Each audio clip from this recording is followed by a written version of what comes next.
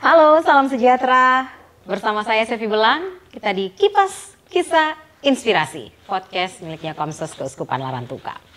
Hari ini Kipas menghadirkan tamu yang spesial. Memang Kipas selalu menghadirkan tamu-tamu yang spesial.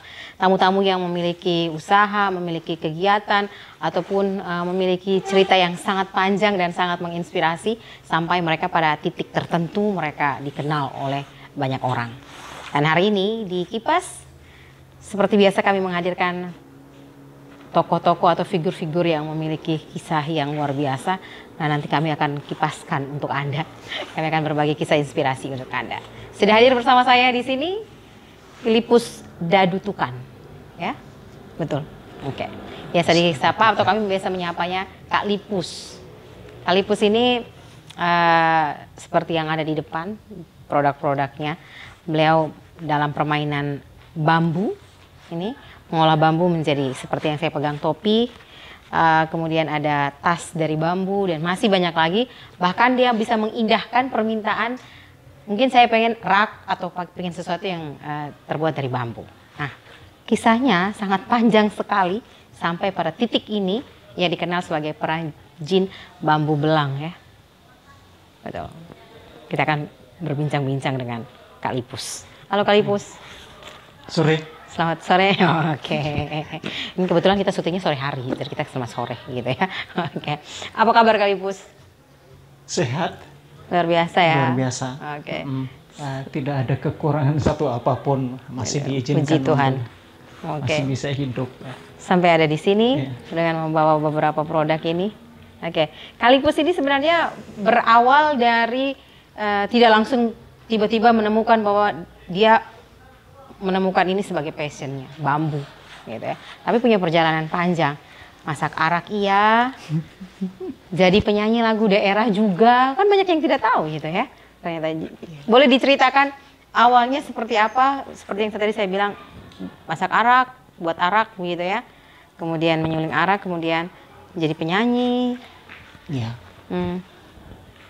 Anak Pak Tani ya. Oh, anak Pak Tani. Kalau Tani. kemarin putri Pak Tani, hari ini putra Pak Tani.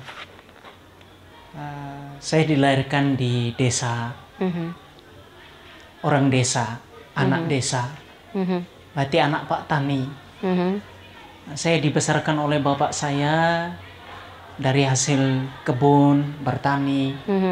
Jadi dari kecil saya sudah terbiasa dengan yang mana hidup sederhana. Nah, saya sekolah tinggal dengan orang tua sampai ke SMP, itu juga jalan kaki. Kemudian berlanjut sampai ke ini SMP. Saya coba tes di seminari. Untuk lanjut ke SMA-nya Ya, ke seminari. Tes ke seminari untuk lanjut SMA-nya, tapi juga saya gagal di sana. Saya akhirnya mendaftarkan diri di SMA Negeri 1 Larantuka, tapi saya sekolah hanya 4 bulan saja, Kak Selvi. 4 bulan SMA. 4 bulan SMA. SMA Negeri 1. Ya. Oke. Jadi saya hanya SMA kelas 1. Saya mulai sekolah itu di bulan Juli ya. Iya, tahun ajaran Kemudian baru. bulan November saya sudah keluar. Oke. Ya. Nah, jadi ceritanya saya ini orang gagal. Tidak menyelesaikan SMA, Iya. bangku pendidikan di SMA sampai sekarang. Sampai sekarang. Kemudian Oke. Setelah itu saya baru ikut program paket C. Nah, lanjut dulu kalau soal yang tadi saya awali kerjaan macam begini. Saya serabutan ya. Oke. Setelah berkebun dengan Bapak, kalau ada peluang untuk ada orang yang pesan mungkin gedek, dinding rumah atau plafon dari anyaman bambu, saya kerja itu. Itu saya awali dari tahun 2000. Berarti saya masih baru 3 tahun putus sekolah. Oke. Ya. Saya 3 tahun putus sekolah. Itu artinya saya umurnya baru tamat SMA kali ya. 17-an ya, Iya. sekitar 17-an. Baru umur tamatan SMA. Saya mulai dengan kerja anyam bambu itu. Otodidak belajarnya atau memang dasarnya sudah tahu? Otodidak. Saya sama bapak kecil saya, karena waktu itu bapak kecil saya ada dapat proyek ya. Dia ada dapat pesanan. Dia kerja sendiri, kurang mampu. Oke. Ya. Mungkin karena banyak jumlahnya. Ya, karena banyak jumlah. Ya. Sehingga dia minta saya untuk bisa bantu dia. Ya mungkin saya juga punya kemauan ya. Kemudian saya belajar waktu itu dengan dia. Semalam saya jadi. Oke. Ceritanya saya belajarnya malam. Oke. Ya, karena siang dengan bapak kecil harus pergi belah bambu, pulang ke rumah, malam baru bisa nganyam dengan lampu waktu itu lampu gas ya. Kalau bahasa kerennya Petromax. Petromax. Ya. Nah, saya dengan bapak kecil kerja. Dia dapat uang banyak, tapi saya mendapat ilmunya. Oke. Ya, saya tidak dibayar. Saya dibayar dengan ilmu. Oke. Nah, itu yang menjadi luar biasa untuk saya, sehingga bekal itu kemudian akhirnya saya bawa sampai sekarang. Oke. Jadi tahun 2000 itu sudah mulai bekerja dengan pesanan-pesanan dengan bambu. Iya. Oke. Tapi sempat masak nyuling arak juga ya? Iya. Karena memang tadi seperti yang sudah saya sentil tadi bahwa serabutan itu. Saya serabutan. Nah, misalkan kala itu tidak ada pesanan bambu, berarti saya harus cari pilihan pekerjaan lain. Oke. Nah, saya harus pilih pekerjaan lain ketika kebun di sana sudah matang, sudah panen selesai. Nah, harus cari pekerjaan lain supaya bisa menghasilkan uang gitu. Nah, kalau saya hanya mengharapkan dari bambu, misalkan saat itu orang tidak pesan, ya saya nganggur gitu. Dan tidak ada penghasilan. Iya. Sehingga saya kalau bukan bambu berarti saya kerja bisa nyadap lontar untuk bisa buatkan itu moke, sopi. Kemudian kalau bukan itu saya bisa buatkan ini ya jadi tukang besi. Saya buatkan parang, tofa, pisau itu untuk bisa ya nyambung hidup lah. Ya. Tapi sempat punya lagu daerah, cipta lagu juga ya? Iya, cipta lagu itu di tahun 2004. Nah, itu kisahnya lumayan ini ya. Unik juga ya. Iya. Ceritanya punya album? Iya.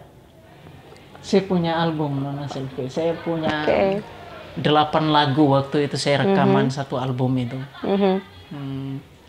Tapi sempat waktu di dalam album itu ada satu bintang tamu, Ap Matotina. Ya, Om Ap punya satu lagu. Ikut di dalam album itu? Ikut di dalam album itu.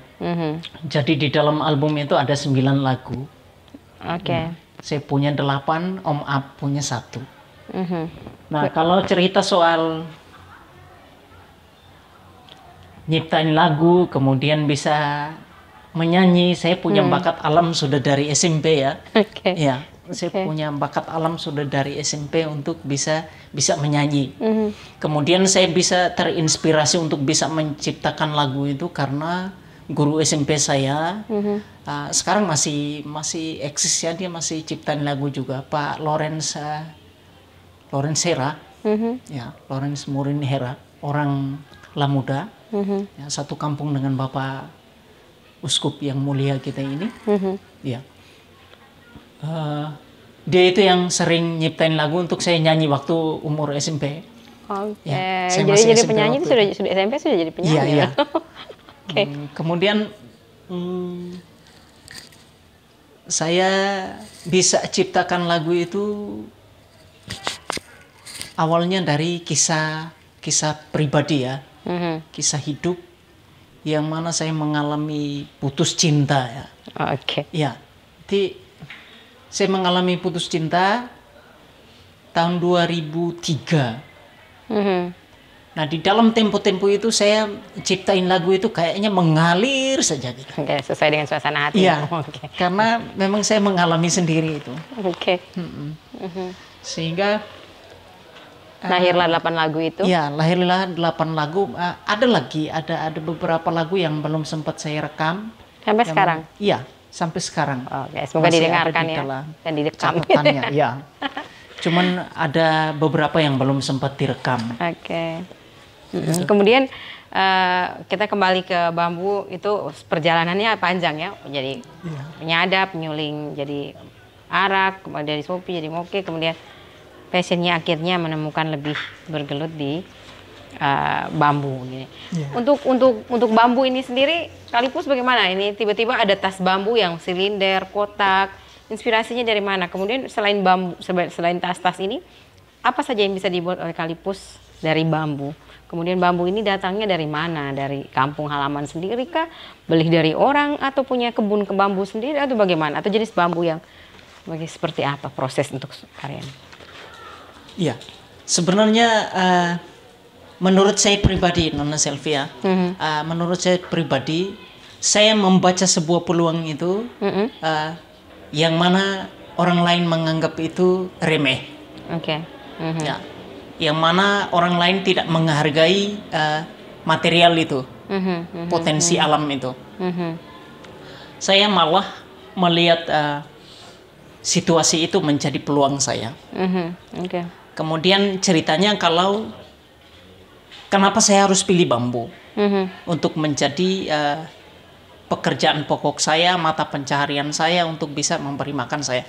Sebenarnya Nona Selvi dari Solor, saya juga orang Solor sebetulnya. Ya, saya orang Solor sebetulnya. Nyebrang dari Solor datang itu nenek moyang saya itu bawa hanya bambu. Bambu itu yang menjadi senjatanya mereka. Buluh ya. Sehingga saya memilih bambu itu untuk menjadi hidup saya. Nah, untuk bambu yang souvenir atau craft itu saya mulai dari tahun 2016 bulan Juni tidak salah waktu itu. Ada program dari Dinas Disperindak Provinsi yang rencananya jatuh di Kabupaten Flores Timur. Nah, kebetulan waktu itu saya main ke Dinas Disperindak Kabupaten. Saya dapat informasi itu. Jadi Dinas Disperindak Kabupaten minta saya bagaimana kalau kamu bisa sediakan tempat untuk kita buat pelatihan. Nah, saya juga tidak mau sia-siakan kesempatan itu. Nah, memang saya asalnya dari pekerja bambu, kemudian ini juga langsung dari bambu ya, kenapa tidak? Ya. Akhirnya saya mengajak teman-teman yang punya potensi diri, punya bakat, sama-sama kami ada 10 orang. Ya, 10 orang itu sudah termasuk saya. Dari kami yang 10 itu, kami berjalan mungkin ada 3 atau 4 bulan sama-sama. Tetapi seiring berjalannya waktu, akhirnya yang 9 yang lain mundur. Saya sendiri melihat ini sebagai peluang kesempatan untuk saya untuk menunjukkan kepada orang-orang bahwa saya bisa di bambu. Ya. Akhirnya saya dari tahun 2016 sampai dengan sekarang bertekun dengan barang-barang ini. Kemudian dari bambu ini Kak Lipus bisa menghasilkan apa saja? Saya menghasilkan banyak sekali ya. Bambu sangat bebas ya. Tudung saji, tempat kue, tempat buah, tempat tisu, kipas, kap-kap lampu, parcel, apalagi tas-tas ini ya. Iya, besek, tas-tas. Nah, sebenarnya tas-tas ini juga awal-awal pelatihan itu tidak ada ya. Dari instruktur yang ada satu instruktur saya orang Jawa, yang mana dia dibayar oleh Disperindak Provinsi untuk melatih kami yang 10 orang itu. Dia tidak pernah melatih tas-tas ini, tetapi saya waktu ada pameran di Expo di Lembata, itu Hari Nusantara. Harnus ya gitu. Iya, harnus itu. Saya melihat ada teman dari Lombok, dia ada bawa tas rotan. Ya, dia jual harganya mahal sekali, 1.500.000 itu tas. Nah, saya mungkin juga karena tergiur dengan harganya itu kali ya. Makanya saya akhirnya punya pikiran untuk bisa bentuk satu tas dari bambu. Pulang dari pameran Expo itu, saya pulang sampai di rumah saya tidak bisa tidur. Karena saya kepikiran dengan tas yang rotan itu. Hanya bahwa menjadi tantangan untuk saya, anyaman bambu ini mudah untuk patah. Tidak selentur rotan. Iya, tidak selentur rotan, karena rotan itu bisa dimainkan, dia dibentuk, elastis sekali ya. Tapi kalau bambu ada kemungkinan untuk bisa patah. Itu yang membuat saya tidak bisa tidur. Karena mungkin dari pribadi saya orang yang susah untuk mengalah mungkin ya. Penasaran juga bagaimana. Ya, penasaran gitu, ya. Akhirnya saya melihat bisa bentuk tas itu karena saya melihat tempat tisu, tempat tisu kotak. Itu saya akhirnya menyemangati diri saya sendiri. Lipus, kamu kok kenapa tidak bisa bentuk tas dari bambu? Kamu coba melihat tempat tisu itu. Tempat tisu itu gemuk tapi pendek. Coba kamu bisa kasih ramping dia sedikit lagi, kemudian kasih tinggi tiangnya. Saya macam sendiri berbicara lah waktu itu ya. Macam sendiri berbicara, membatin sendiri. Lipus, kamu kok bodoh sekali lihat itu tempat tisu, tidak bisa kamu bentuk dia untuk bisa menjadi satu tas. Nah, akhirnya itu sudah hampir 1 minggu saya tidak bisa bekerja karena berpikir bagaimana saya bisa desain sebuah tas tapi dari bambu. Nah, bahkan saya punya istri juga sudah marah-marah, kamu sudah beberapa minggu ini kok tidak ada kerja, nah nanti kita makan apa gitu. Nah, akhirnya saya bisa membentuk rampingkan saya membuat mirip tempat tisu itu, tapi saya rampingkan dia. Kemudian saya tinggikan dia punya tiang, saya panjangkan sedikit tiang. Karena tempat tisu itu ukuran tingginya itu sekitar 7,5 cm. Tapi kalau tas ini saya perpanjang dia punya tiang menjadi 15 cm. Nah, itu akhirnya saya berhasil. Nah, dari 2 tas pertama itu ada satu Romo Lorenz ya. Mas Silvi kenal kita punya Romo Lorenz, moderator fanfare ini. Dia ada bawa ke Belanda. Kemudian orang Belanda beli 2 tas itu dengan nilai 30 euro. Berapa rupiah? 30 euro kalau ditukarkan sekarang mungkin 450-an ribu kali ya. Oke, 1 euro. Kalau yang dibeli berapa euro? Bukan, maksudnya kalau 1 euro ditukar dengan 15.000 misalkan ya. Oh ya, dikali 30 berarti kemungkinan sekitar itu. Sekitar 450.000 2 tas itu. Itu tas pertama gitu ya? Tas 2 pertama. tas pertama. 2 tas pertama. Oke. Akhirnya Lipus menemukan bahwa ternyata bambu bisa dibuat tas topi ini juga. Iya. Oke, akhirnya menemukan. Iya. Itu memang ada jenis bambu yang khusus atau bambu yang seperti apa yang dibuat, dan bagaimana Kalipus mendapatkan bahan-bahan baku ini? Iya, sebetulnya bambu yang tepat untuk menjadi anyaman itu adalah bambu apus. Kalau bahasa lain lagi bambu tali. Dinamakan bambu tali hanya karena seratnya itu sangat lentur. Bisa dibuatkan tali dari serat bambu apus itu yang masih muda. Nah, tepatnya untuk menganyam ini bisa dipakai dengan bambu tali itu. Tapi tidak selalu harus bambu tali. Ya. Bambu, kita punya bambu di sini bilang pering ya. Kalau bahasa Indonesianya bilang bambu tabah. Bambu pering itu kalau di bahasa Indonesia namanya bambu tabah. Tapi bambu tabah itu dia punya kadar gulanya tinggi. Sehingga terkadang mudah untuk diserang bubuk. Sementara bambu tali dia punya kadar gula rendah, lentur lagi. Saya misalkan mau nganyam topi atau nganyam yang kecil, yang halus, yang nanti disulam tidak bisa patah, itu saya pesan teman-teman di Jawa kirimkan saya iratan. Karena jenis bambu itu di tempat saya belum ada, saya baru tanam. Itu saya baru dapat bibitnya, bibit bambu apus itu. Baru saya temukan bulan kemarin ya, 2 bulan kemarin.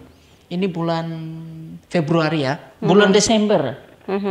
Saya dengan Admon lain ini ke Hokeng karena ada dapat cerita bilang di Hokeng ada di belakang PT Rerolara itu. Ketemu dengan Romoniko. Akhirnya kami pergi rampas di belakang itu. Rampas ya? Ya. Pergi rampas di belakang PT Rerolara. Dapat dua pohon ya, dua batang. 2 batang bambu itu bawa untuk ke sampel coba. Ternyata benar dia jenis bambu itu. Kemudian ambil dia punya ini anakan mayangnya itu untuk bisa ditanam jadi apa. Terus Abang Lipus, seperti bambu tabah tadi itu di kampungnya Kalipus memang tersedia. Terus bagaimana Kalipus memang itu kebun bambu itu memang punyanya Kalipus atau Kalipus membeli dari orang, memotong sendiri, mengerot sendiri? Ya. Prosesnya bagaimana itu dari bambu yang dimiliki Abang Lipus? Bambu di Blepanawa kalau yang bambu tabah itu banyak sekali ya. Saya punya opa, bapak dari mama saya itu dulu dia tanam bambu itu hanya untuk bisa buat keneka, dinding rumah. Ya, dinding rumah, tapi tidak berpola. Ya. Kemudian nanti saya baru bisa saya manfaatkan itu. Menikmati hasil dari tanaman itu. Saya nikmati hasil dari tanaman opa. Ya. Kemudian bapak saya itu hanya pakai mungkin buat bale-bale, tempat duduk, bale-bale bambu, tempat duduk atau yang biasa orang kampung buat lah. Tapi nanti setelah saya bisa kelola ini, akhirnya kalau bambu yang punya opa itu belum cukup umurnya untuk saya kelola, artinya masih muda. Ya. Saya masih bisa untuk membeli yang ke penduduk lain yang punya Bambu. umur sudah matang. Bambunya yang sudah Ya, matang. bambu yang sudah tepat untuk bisa saya pakai.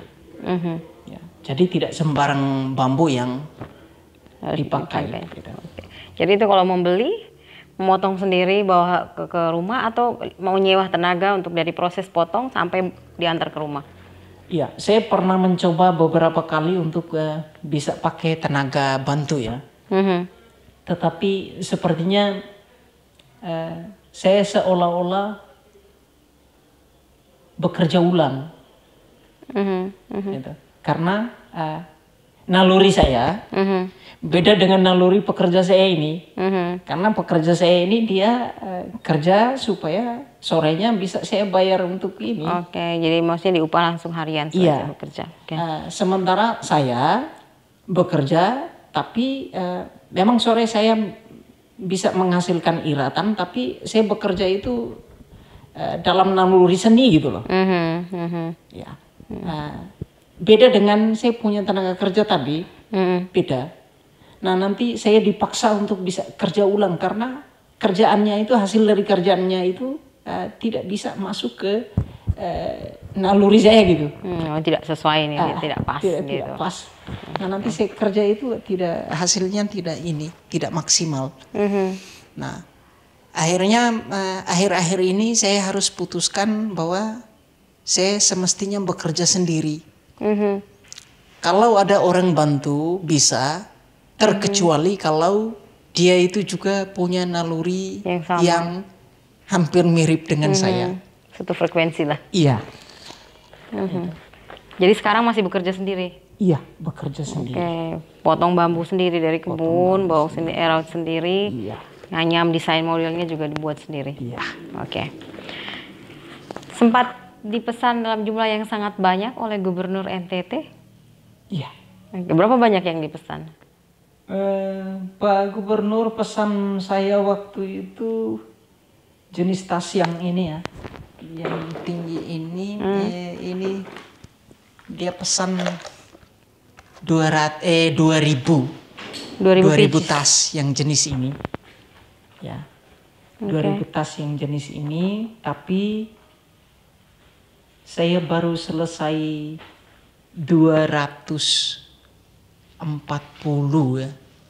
240 tas. Nah, karena alasan saya kenapa hanya selesai sedikit itu saja. Karena semuanya dibekerjakan dengan tangan? Iya, dikerja dengan manual, kemudian mendapat orang yang punya naluri yang menghasilkan sesuatu dari bambu dengan hasil yang lumayan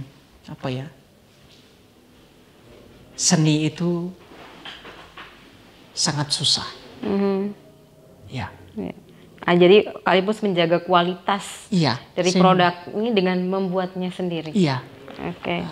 Saya lebih memilih ke kualitas daripada kuantitas. Ya. Saya lebih mementingkan kualitas daripada kuantitas, sehingga saya baru selesai 240, kemudian datang pandemi COVID-19 ini, akhirnya dengan sendirinya pesanan itu dihentikan. Ya. Tetapi yang 240 tas itu ketika saya kirim langsung transfer bayarannya. Ya, jadi saya tidak ada utang untuk Pak Gub juga tidak ada utang di saya. Langsung tuntas. Ya, langsung tuntas. Nah, itu yang besar, yang pesanan banyak. Kemudian sebelum tas bambu yang dipesan Pak Gub itu saya mendapat pesanan 250 tempat sampah untuk dinas lingkungan hidup Kabupaten Flores Timur. Tempat sampah yang dari bambu yang besar biasa di taman kota kemungkinan sudah rusak kali ya. Karena sudah 3 tahun ini. Oke. Iya. Saya dapat yang jumlah banyak itu yang tas pesanan Pak Gub dengan tempat sampah Dinas Lingkungan Hidup. Oke, mantap. Tapi saya juga mengetahui bahwa Kalipus memberikan edukasi juga ya, melatih orang-orang sekitar untuk juga bisa menghasilkan produk seperti ini. Sudah ada yang dilatih dan berhasil atau sekarang sedang melatih orang lagi di rumah? Itu ambisi ya. Oke. Itu satu panggilan. Kalau menurut saya. Karena saya sangat khawatir dan jujur kalau misalkan saya tutup usia. Tidak ada orang yang melanjutkan kerjaan ini. Nah, pasti setiap orang punya punya target bahwa setelah dia meninggal dunia, tapi ada penerusnya. Ya, ilmunya itu bisa diteruskan kepada orang lain. Gitu. Saya melatih banyak orang. Ada desa-desa yang minta dari dari program pemberdayaan di desa. Mereka menganggarkan itu dan saya kerjakan sama-sama melatih orang-orang desa. Tapi kita punya orang itu mentalnya kurang militan. Ya. Senangnya itu di awalnya saja. Senangnya itu di awal-awal saja. Sementara lama kelamaan dia melihat bahwa kapan ya kita kerja jadi kaya bambu ini terus bisa dapat banyak uang. Langsung jadi kaya, jadi sultan. Iya. Jadi dia punya target itu bahwa dia kerja sekarang kemudian jadi konglomerat sekarang juga. Itu yang beratnya untuk orang-orang kita. Sementara saya kalau orang pesan saya kerjakan. Orang tidak pesan saya kerjakan untuk jadi stok. Nah, syukur-syukur kalau saat itu orang pesan kemudian langsung diambil gitu. Puji Tuhan bahwa sampai dengan saat sekarang saya punya pesanan tidak pernah berhenti. Ya, 1, 2 begitu, tapi selalu ada. Selalu ada. Ya, mungkin Tuhan juga tidak ingin saya lapar. Gitu. Dan bilang saya sudah memahami kamu sangat tekun dan bekerja keras. Jadi dari hasil pelatihan mendidik tidak ada yang setekun Abang Lipus gitu ya maksudnya. Ada yang jadi atau ada yang? Ada yang jadi, tapi saya sebenarnya terharu sekali dengan ada satu adik di Desa Riang Rita. Kalau kampungnya itu Riang Kaha. Riang Kaha. Dia cacat. Berkebutuhan khusus ya. Dia punya kebutuhan khusus. Namanya Bastian ya. Dia waktu saya turun ke Desa Riang Rita diundang ke sana untuk bisa kasih pelatihan di sana. Kemudian saya lihat dia punya kebutuhan khusus itu, difabel. Kemudian dengan sendirinya saya minta ke dia punya mama. Mama mau tidak kalau anak mama saya bawa sama-sama dengan saya untuk bisa tahu kerja bambu. Ya. Saya tidak menjanjikan untuk kasih dia uang. Saya hanya menjanjikan bisa kasih dia pengetahuan itu, ilmu soal kelola bambu ini. Akhirnya waktu kerja tasnya Pak Gubernur itu saya sama-sama dengan dia yang punya kebutuhan khusus itu. Kakinya pincang tapi tangannya normal, kerja bisa. Dan karyanya hasil yang dihasilkan sama seperti punya Bang Lipus? Iya, memang tidak sama-sama persis sih, tapi bisa lah, bisa untuk dijual. Sekarang masih dengan Abang Lipus atau sudah pulang ke kampungnya? Sejak pandemi COVID ini dia minta izin pulang ke kampungnya, terus sampai dengan sekarang ini belum kembali lagi. Oke. Iya. Oke. Tapi Abang Lipus ini sekarang juga sudah mulai ternak lebah ya? Serabutannya dipakai sampai sekarang. Iya. Sibuk sampai ini kan, tapi kalau lebah kan lebahnya yang bekerja untuk kita gitu kan. Iya. Tapi punya inisiatif untuk mengerjakan punya ternak lebah apa ya? Lebah trigona. Trigona, ya. Oke. Lebah trigona. Kalau bahasa lain lagi kelanceng. Kelanceng, oke. Itu awal mulanya. Saya bermula dari mama kecil saya sakit. Oke. Mama saya punya adik kandung sakit kanker otak. Di kakak suster saya di Bandung sarankan untuk bisa saya carikan ini bolang ya, bolang cari yang liar ya. Bolang itu lebah trigona itu di alam liar untuk bisa dapatkan madunya itu supaya bisa kasih ke mama kecil saya karena dia sakit itu untuk katanya untuk bisa kuatkan staminanya. Nah, itu harinya saya ngebolang trigona di alam liar itu, saya bawa untuk beberapa mililiter ya. Ya kemungkinan bisa ada 2 literan kali waktu itu. 2 liter? Ya. Banyak sekali.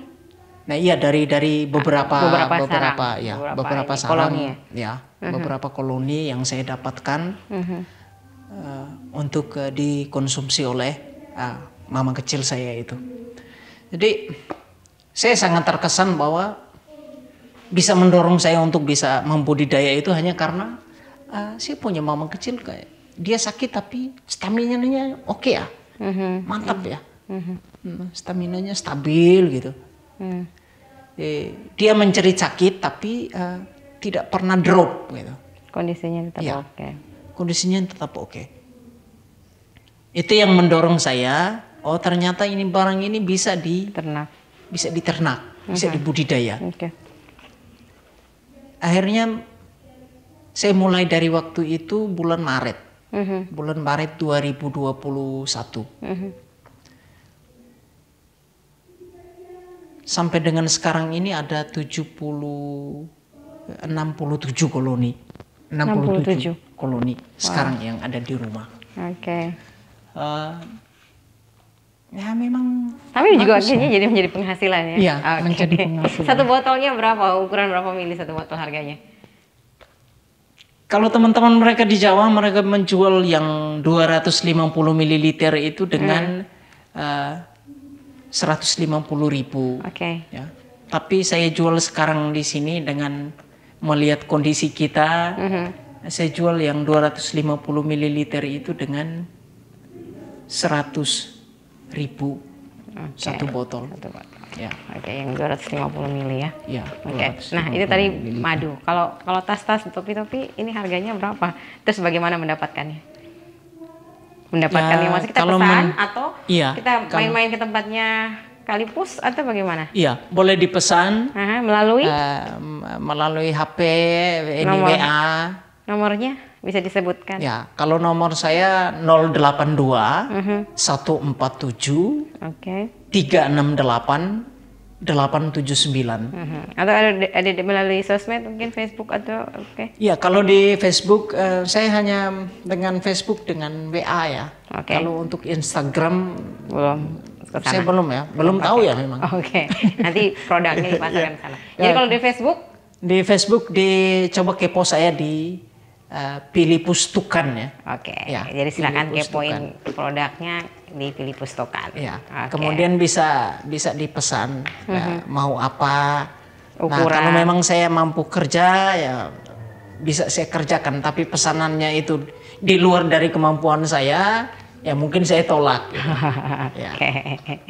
Ada hal yang mau dipesan untuk yang sedang menyaksikan podcast ini? Ya, saya hanya Mencintai bisa produk berpesan dalam bahwa daerah atau apa?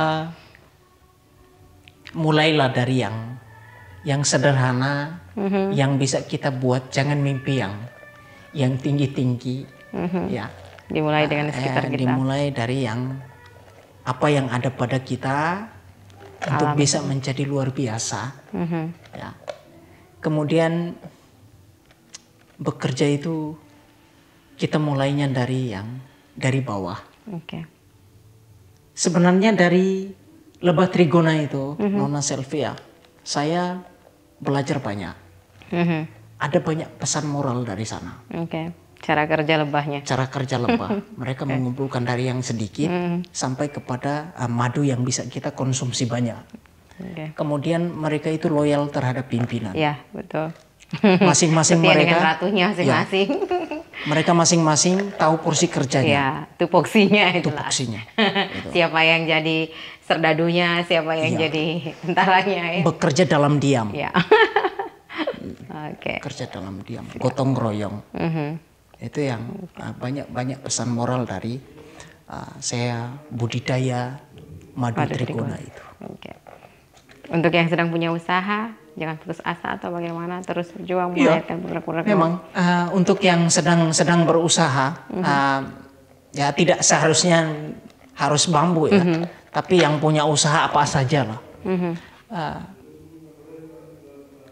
Banyak perusahaan itu menyediakan dana promosi yang cukup besar.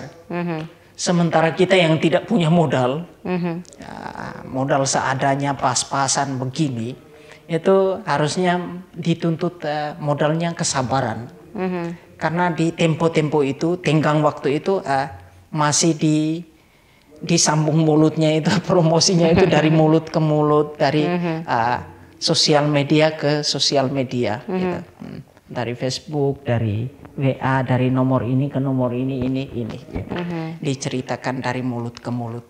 Sementara kita membandingkan dengan perusahaan lain, mereka dengan modal besar untuk bisa iklan, promosi di televisi, segala macam. Oke, jadi tetap tekun, tetap berusaha dengan apa yang ada di sekitar, mulai dari yang sederhana, mulai dari bawah. Melihat potensi diri. Potensi diri dan lingkungan. Melihat potensi diri, kemudian di dalam potensi diri itu ketika kita kerja,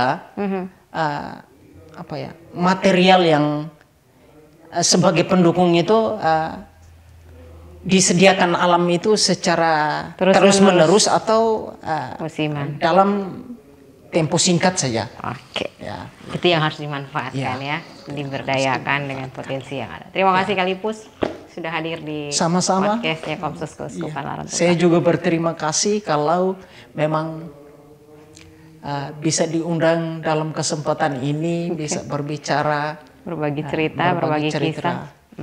Ya. Terima kasih Kakak Lipus Dadutukan sudah hadir di podcastnya. Terima kasih untuk kisah inspirasi kita hari ini bersama Filipus Dadutukan, sang pemilik usaha bambu belangnya dengan produk-produk yang luar biasa. Ada topi, ada tas. Seperti yang dikatakannya tadi, bahwa perhatikan potensi diri dan lihat potensi alam yang ada di sekitar kita. Gabungkan itu dan mulailah dari bawah. Militan itu penting sekali, setia dengan apa yang kita kerjakan. Semoga kisah inspirasi dari Filipus Dadutukan bisa menginspirasi Anda. Salam sejahtera.